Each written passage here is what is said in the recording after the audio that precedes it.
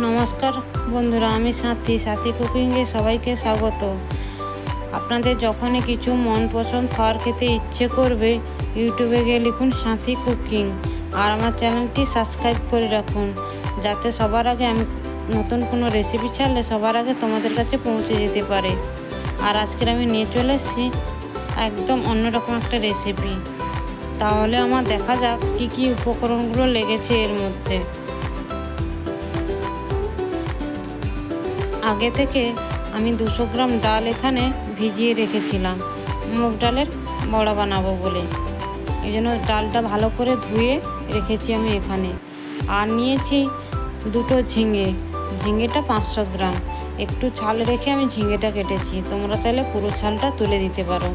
একটা আলু আমি ডুমো করে কেটে রেখেছি। টমেটো একটা বড় সাইজের এরকম ছোট ছোট করে আমি কেটে রেখেছি। আর নিয়েছি ক্যাপসিকামটা তোমরা দিতে পারো, নাও দিতে পারো। আর নিয়েছি আমি এখানে আদা কুচি, লবণ, 5 ফোড়ন, হলুদ, জিরে গুঁড়ো, কাশ্মীরি লঙ্কা, কাঁচা লঙ্কা, শুকনো লঙ্কা। আর নিয়েছি আমি এখানে কাজু আর পোস্ত। আর নিয়েছি হিং। এবার আমি ডালটাকে রেডি করে নেব।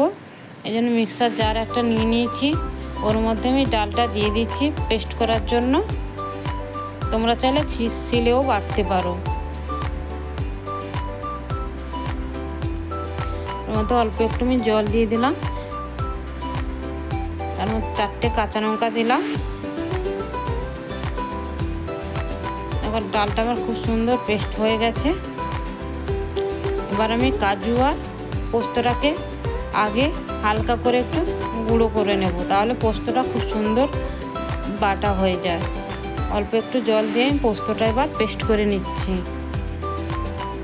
দেখো কত সুন্দরভাবে পোস্ত দিয়ে দিচ্ছি আমি এখানে জোয়ান। আর দিলাম কালো জিরে ছোট চামচের 1 চামচ। আর দিয়ে দিচ্ছি স্বাদ মতো লবণ। দিলাম একটু হলুদ গুঁড়ো দিয়ে ভালো করে ডালটাকে আমি রেডি করে নেব। ভালো করে এই ডালটাকে ফেটাতে হবে, যত ফেটাবে তত বড়াটা খেতে খুব সুন্দর হবে। ডালটা আমি খুব সুন্দরভাবে ফেটিয়ে নিয়েছি, দেখো। এবার আমি গ্যাসের মধ্যে কড়াইটা বসিয়ে দিয়েছি। যে গোটা জিরে, গোটা ধনে আর 5 ফোড়ন বড় চামচের 1 চামচ দিয়ে একটু ভালো করে ভেজে নেব। গ্যাসের ফ্লেমটা হালকা মিডিয়ামে রাখবো।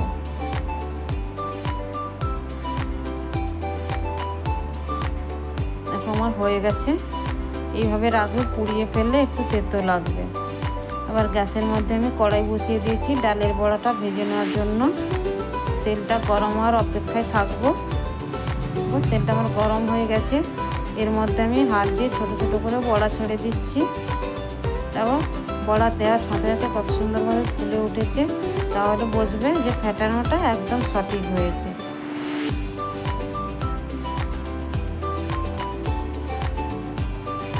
এক পিসটা আমার হয়ে গেছে, আর এক পিস ভেজে নিচ্ছি। বড়াগুলো ভাজা হয়ে গেছে। আমি একটা পাত্রের মধ্যে বড়াগুলো নিয়ে নিচ্ছি।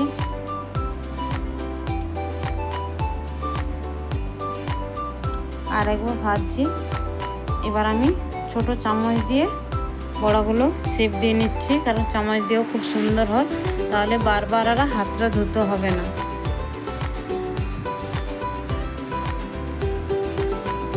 এখন আমার যে কটা বড়া বাকি ছিল হয়ে গেছে।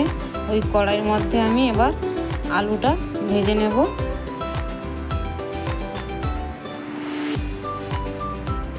একটু লবণ দিয়ে দিয়েছি আর একটু হলুদ দিয়ে দিলাম। একটু ভালো করে আলুটাকে লাল লাল করে ভেজে নিয়েছি। আলুটা একটা পাত্রের মধ্যে তুলে নিচ্ছি। ওই তেলের মধ্যে আমি ঝিঙেটা ভেজে নেব। ঝিঙে ভাজার সময় বন্ধুরা লবণ দেবেন না, তাহলে ঝিঙেটা ভালোভাবে ভাজা হবে না, ঝিঙে থেকে জল বেরিয়ে যাবে।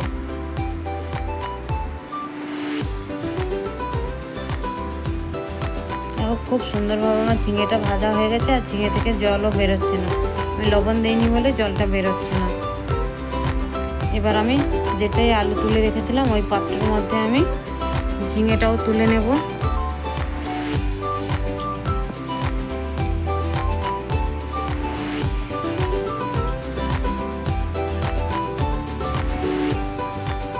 একটু তেলটা আমার লাগবে, তেল আমি বড় চামচের 1 চামচ দিয়ে দিলাম।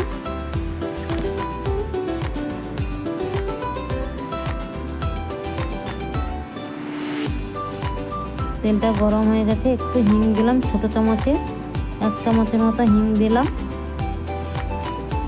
দুটো কাঁচা লঙ্কা, শুকনো লঙ্কা ফোড়নের জন্য দিয়ে দিলাম, কালো জিরে দিলাম। একটু ভাজা ভাজা মিষ্টি মিষ্টি সেন্ট বেরিয়েছে। এর মধ্যে আমি আদাটা কুচিয়ে দিলাম, তোমরা আদাটা পেস্ট দিয়ে দিতে পারো। আর আদা দেওয়ার পরে একটু লবণ দিয়ে দিবে, তাহলে আদাটার কড়া থেকে ছিটকাবে না।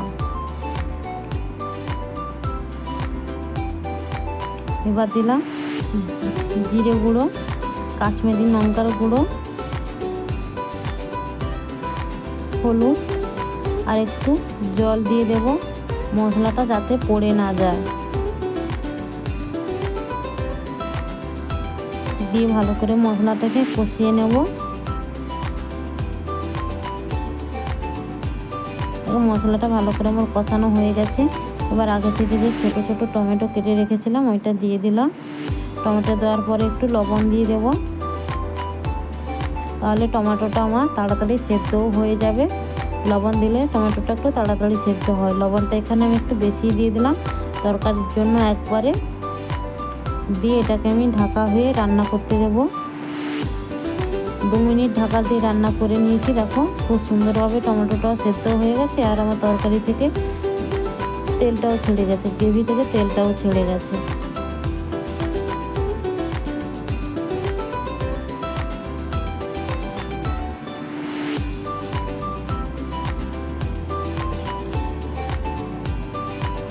এর মধ্যে আমি দিয়ে দেব আগে থেকে বেটে রাখা কাজু আর পোস্ত। মিক্সির জারটা ধুয়ে একটু জল দিয়ে দেব। এবার ভালো করে মিশিয়ে নিচ্ছি, দিয়ে ভালো করে তরকারিটা কষিয়ে নেব। এখন তরকারি থেকে তেলটা ছেড়ে গেছে, মশলা থেকে তেলটা ছেড়ে গেছে। এই জন্য আমি আগে থেকে আলু আর ঝিঙেগুলো দিয়ে দিলাম ওর মধ্যে। দিয়ে ভালো করে ঝিঙে আর আলুটাও মশলার সাথে আমি ভালো করে কষিয়ে নেবো। দেখো তেলটা ছেড়ে দিয়েছে। এর মধ্যে আমি আগে থেকে উষ্ণ গরম জল করে রেখেছিলাম, ওই উষ্ণ গরম জলটা এর মধ্যে আমি দিয়ে দিয়েছি। একটু জলটা বেশি দিবে, কারণ বড়াগুলো জলটা টেনে নেবে। আমার তরকারিটা ফুটে উঠেছে। এর মধ্যে আমি আগে থেকে যে বড়াগুলো ভেজে রেখেছিলাম ওর মধ্যে আমি দিয়ে দিয়েছি। দিয়ে এটাকে আমি রান্না হতে দেব। গ্যাসের ফ্লেমটা একদম হালকা রেখে ঢাকা দিয়ে এটাকে আমি রান্না হতে দেবো 5 মিনিটের মতো। দেখো মাঝে একবার আমি ঢাকনা খুলে নাড়াচাড়া করে নিচ্ছি।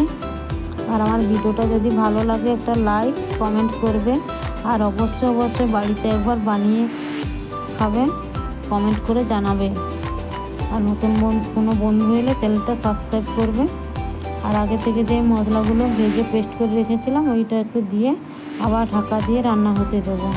আর বন্ধুরা ভিডিওটা স্কিপ করে দেখবেন না, ফুল ভিডিও দেখবে, তাহলে বুঝতে পারবে সব কিছু। আবার ঢাকা দিয়ে 2 মিনিট রান্না করে নিচ্ছি। একদম আমার হয়ে গেছে রান্নাটা রেডি। ঝিঙে বড়া আলু ঝোল হয়ে গেল।